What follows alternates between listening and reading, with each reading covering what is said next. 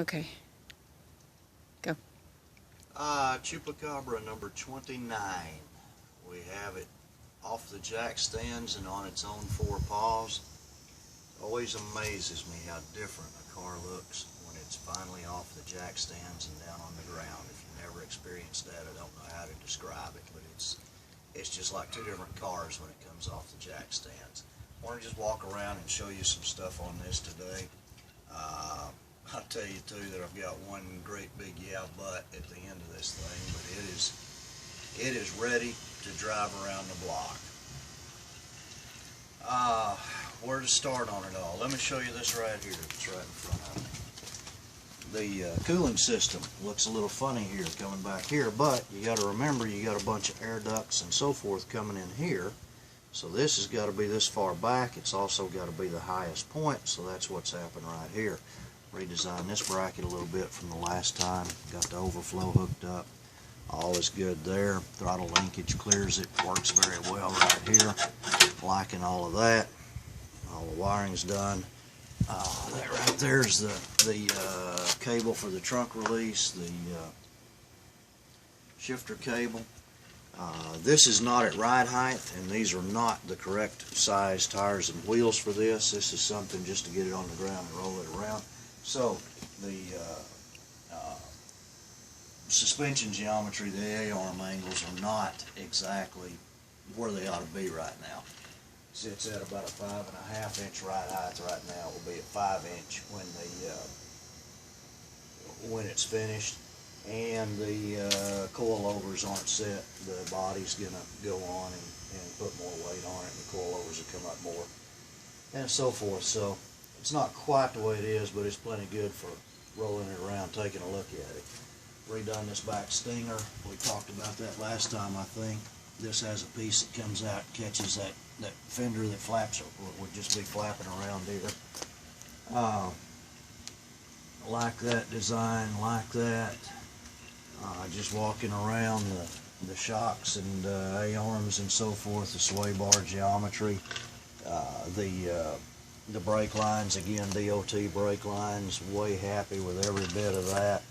The tires and wheels that are going on here, it's this style, but the back tire is, these are 17-inch wheels. The back wheel is a 20-inch wheel. The back tire is about an inch or two taller, and I think it's an inch wider. Same thing with the front.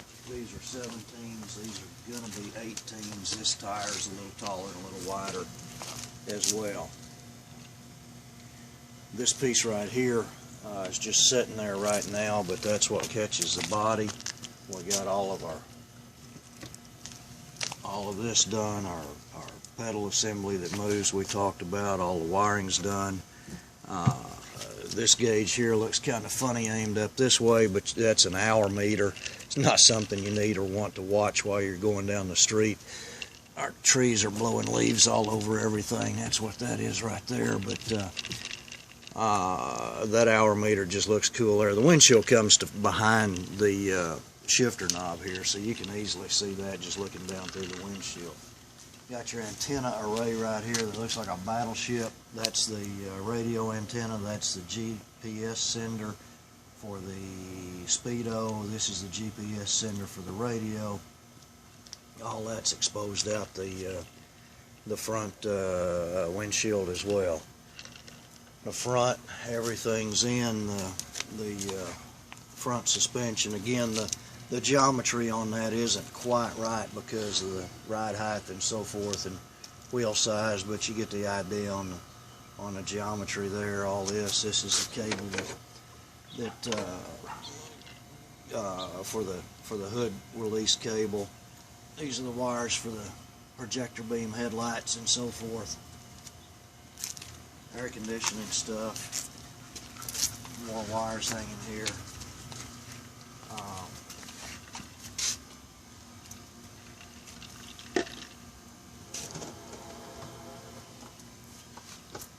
The glove box, wiring harness, all of that. Seat belts, let me show you this. Seat belts like so. this wiring right here extends on through here and catches the two speakers in either side, plus a row of LED lights that go in right here that light up when the door's open. Shifters in. I've still got to build the console piece and the rear glass there piece, which are going to be either fiberglass or not injection molded, vacuum molded. Overall, I am extremely pleased with the look and feel of it. I'm way happy to have it on the ground. I really like every bit of it. This is the look I was going for. Get the leaves out of the seats here. Just pulled the cover off of this a minute ago, and it's already filling up with leaves. Access is pretty easy. I did that without tilting the front wheel. Visibility and sight lines here, I'm way happy with that. This is a constant battle in this type of car to get your head low enough and that high enough and that you're not looking up in the air instead of down.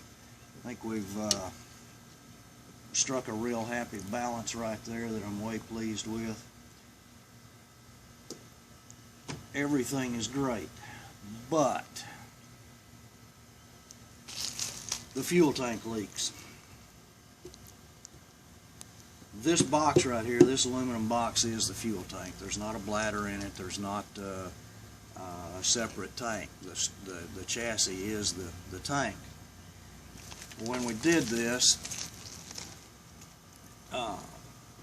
Ashland Chemical sold the ply grip line of structural adhesive to Valvoline. In their product brochures, it says that is fuel proof. And it also conforms to Federal Motor Vehicle Safety number 103, I believe it is, of fuel compliance. Well, now they're telling me that fuel proof is not, that's fuel resistant instead of fuel proof. Valvoline's pointing fingers at Ashland, Ashland's pointing fingers at Valvoline. Bottom line, no matter what happens, none of that's doing me or this car or my client or any additional cars any good at all. I already have a vacuum formed inner bladder for that. No matter how this is resolved, we're not going to depend on the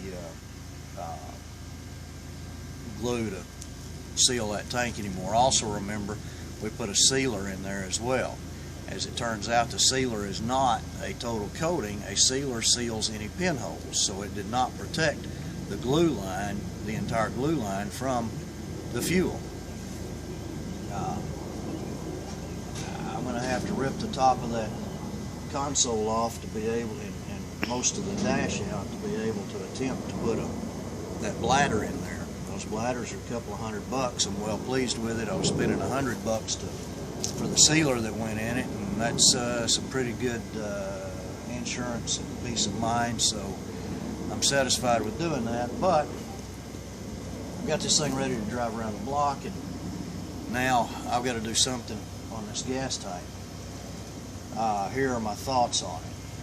I'm about ready to strip this back down to a bare chassis and rebuild a chassis and start over.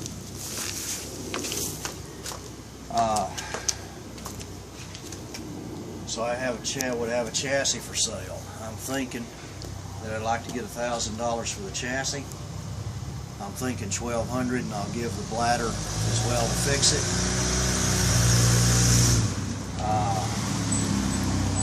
I would take $30,000 for it just as it sits, and I'll start completely over, or I'll take any combination in between that anybody's interested in. I would also entertain the chassis and tires and wheels to go with it, so you can roll it around. But we're leaving. We're going to be out of the country starting next Wednesday, and I'm going to take a week to think about this and study it and make a game plan. I say out of the country. Is Puerto Rico out of the country? It's what is that? A protectorate? A colony? What is Puerto Rico? It's ours. Huh? It's part of the U.S. A what?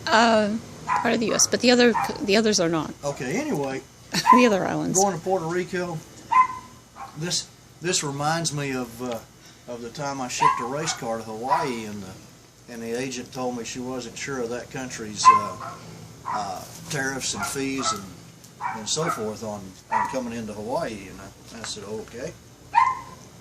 But I don't know. Right now, I'm pretty frustrated with it. We can put a man on the moon, we can put a mouse on Mars, and we cannot seal a gas tank. We can bring a broken spaceship back from the far side of the moon, and we can't seal a gas tank, and everybody's just pointing fingers at everybody on it. So I'm going to deal with that when I get back from the other country, Puerto Rico, in a couple of weeks. But something's got to be done on this, and I'm thinking that even if I can rip all of that off and put the bladder in and start over, that's not the way I want to do it. Something I would like very much to do on this, if I sell this chassis, I think I'd like to sell it with the wiring harness. I dread pulling out and trying to reuse the wiring harness worse than building the entire rest of the car.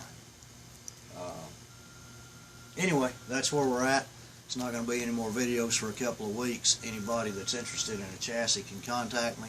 How much time we got left? It's 11.5 minutes. Huh? It's 11.5 so far? Yeah, come on down here. I want to show y'all something.